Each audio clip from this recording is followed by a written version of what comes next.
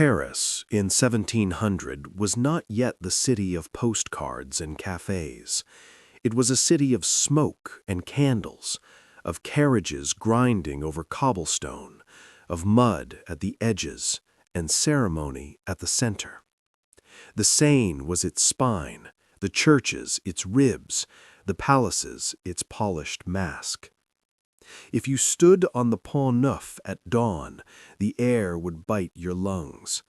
Bakers' ovens exhaled warm breath into the cold. The bells of Notre Dame rolled across the water, not as music, but as command. Wake, pray, work. Around you the city stirred, 100,000 lives compressed within old medieval walls that no longer quite fit. This was the Paris of Louis XIV, but the king himself rarely slept here. The story, in 1700, begins with absence. 30 years earlier, in 1671, Louis had left the Louvre as his principal residence, pulling the court toward a hunting lodge in the countryside that he turned into Versailles. The move drained daily royal presence from Paris, but not its importance. The capital remained the stage where royal decrees took form in stone, tax, and ritual. In 1682, Versailles became the official seat of government. Ministers, courtiers, and those who wished to matter orbited the Sun King, followed. Paris became something stranger, the kingdom's heart without its king's footsteps, loyal and restless at once. But power still lived in its streets. On the right bank, along the Rue Saint-Honoré, the houses of financiers and magistrates, the robed nobility, glowed with candle-lit dinners and measured conversation. These were men who wore fur-lined robes in court, who bought offices from the crown, who lent the king money, and in return expected privilege, not proximity. On the left bank, around the Collège de Sorbonne and the Rue Saint-Jacques, ideas gathered. Latin drifted from lecture halls. Theological debates bled into legal arguments. Manuscripts passed from hand to hand. This was an older Paris, scholarly and clerical, its roots sunk deep into the medieval soil. The physical city, by 1700, carried the recent scars and ambitions of the previous decades. In the 1670s, the old walls that had once penned Paris in were being reconsidered. Parts were torn down, replaced by broad boulevards and planted promenades. Where ramparts had bristled, carriages now rolled under ordered rows of trees. What had been defense slowly became display. The Place des Victoires, completed in the 1680s, stood as proof. There, in a perfect circle of facades, a statue of Louis XIV rose at the center, bronze, aloof, almost untouchable. The square did not grow from the life of the city, it was imposed upon it, an assertion in stone that order could be drawn with a compass and ruler. Yet most of Paris did not look like that. In the densely packed neighborhoods of the Ile de la Cité, streets twisted and narrowed until they barely admitted light. Houses leaned toward each other as if in conversation, half-timbered and precarious. The upper stories sometimes nearly touched, their eaves dripping rainwater into the passage below. Inside, life was close. A single room might hold a family, a lodger, and a workshop. The smell was a mix of tallow smoke, unwashed wool, and the metallic tang of chamber pots. Windows were small, fires carefully tended, furniture scarce and heavy. The city's poor did not know Paris as a vista. They knew it as a ceiling too low, a stair too steep, a landlord's knock too frequent. Waste flowed toward the river or simply into the street. Edicts tried again and again to impose order. In 1667, a royal declaration had created the office that would become the Lieutenancy of Police of Paris.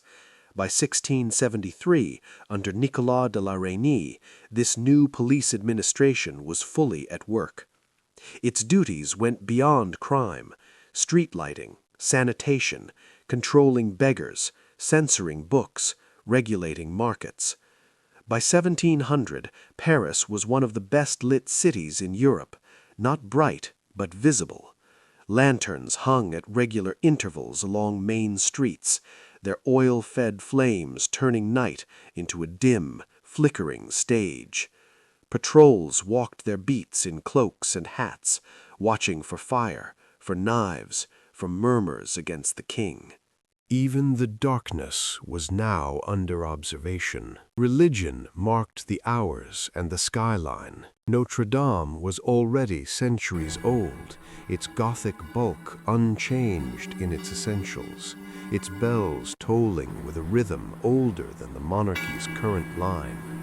The new royal church, however, Les Invalides, with its golden dome, reached upward on the left bank, housing wounded soldiers and asserting, in architecture, the king's mercy and might.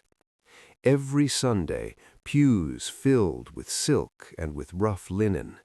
Priests thundered against sin, confessors listened in shadowed corners. Jansenist controversies stirred within the church, quietly dividing clergy and theologians over grace and free will. Those theological storms rarely broke into the open air, but they charged the atmosphere. A different tension coursed through the salons. In private rooms hung with tapestries, behind discreet doors on the right bank and near the Luxembourg, women of rank hosted evenings that stitched together nobles, writers, and thinkers. Candles burned low, porcelain cups clinked, arguments unfolded in measured French. Molière was already dead, his comedies having mocked hypocrisy before the century's midpoint.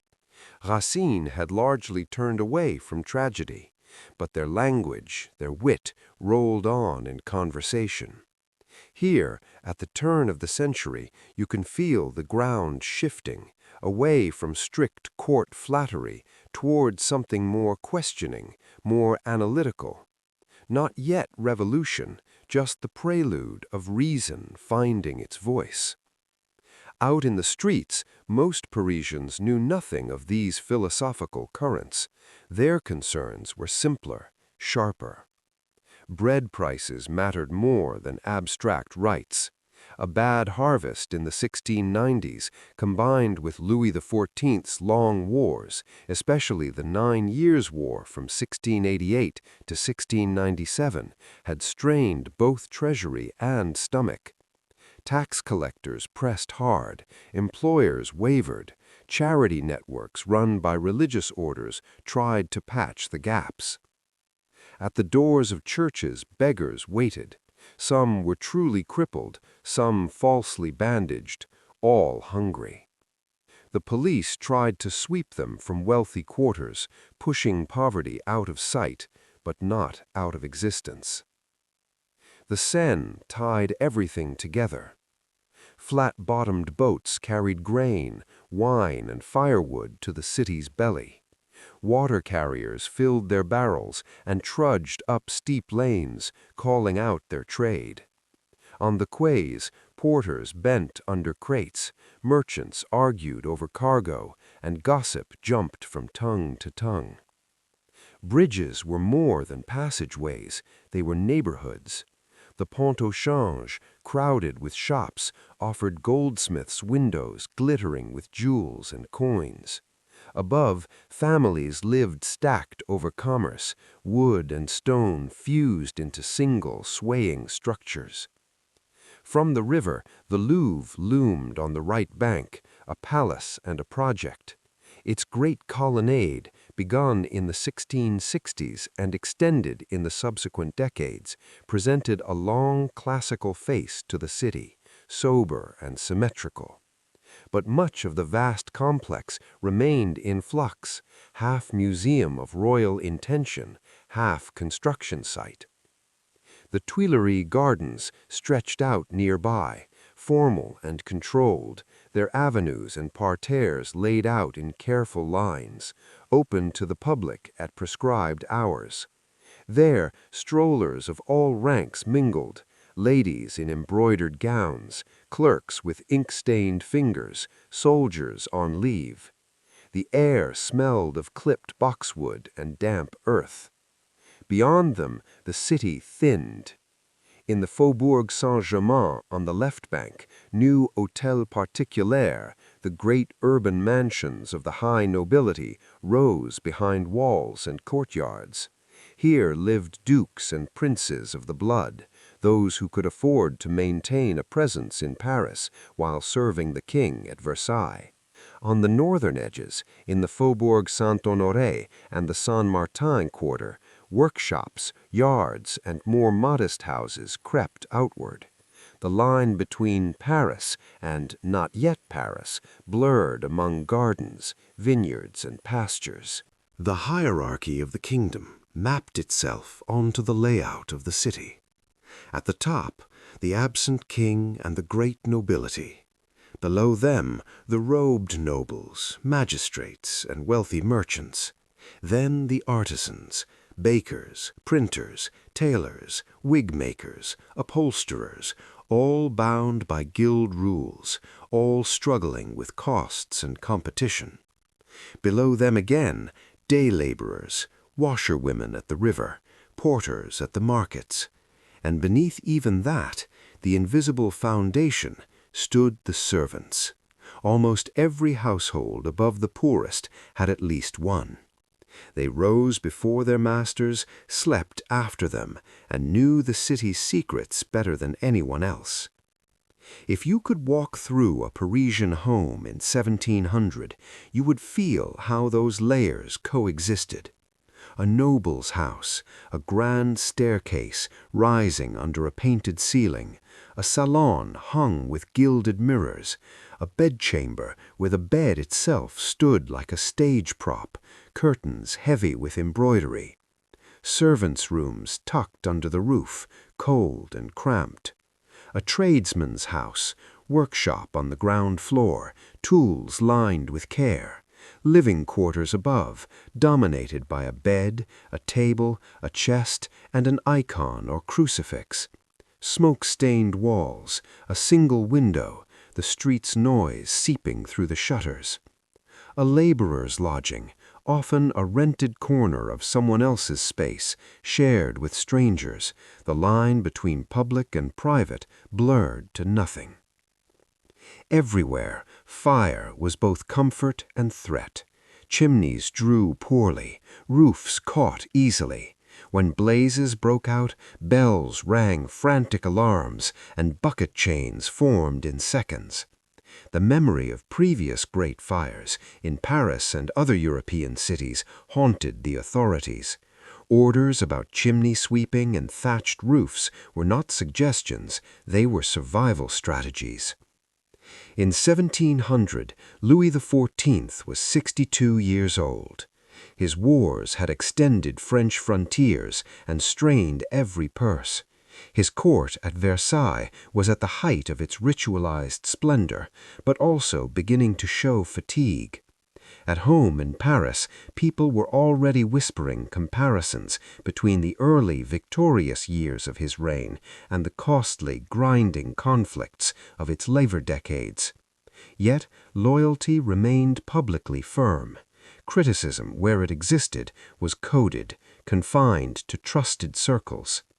Printing was tightly controlled. Censorship, managed by the same authorities who lit the streets, watched the bookstalls along the Seine. Still, a city is not a decree.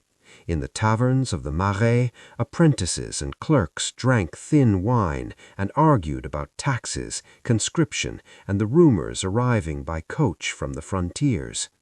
In the convent parlor, nuns spoke quietly about the poor they tended, the children left at foundling hospitals, the prisoners in damp cells. In 1700, no one in Paris could predict the storms that the 18th century would bring, the rise of the encyclopedists, the crisis of the monarchy, the revolution that would turn palaces into museums and squares into execution grounds. For them, the future was unclear, but the present was vivid. A city dense with faith and fear, ceremony and suspicion, a capital lit by lanterns and shadowed by want, a place where a king ruled from a palace miles away, yet his image, his initials, his monograms were carved into gates, fountains, and arches, reminding everyone who, in theory, held the world together. Stand again on the Pont Neuf at the close of 1700. The sun sinks behind the rooftops, the river turns black and gold. A street vendor calls out roasted chestnuts. A group of students in worn cloaks crosses, arguing in low voices. A lady's carriage clatters by, wheels splashing through something you would rather not name. Paris does not know it is on the brink of an age that will rewrite it. For now, it is simply itself, crowded, ordered, watched, and waiting.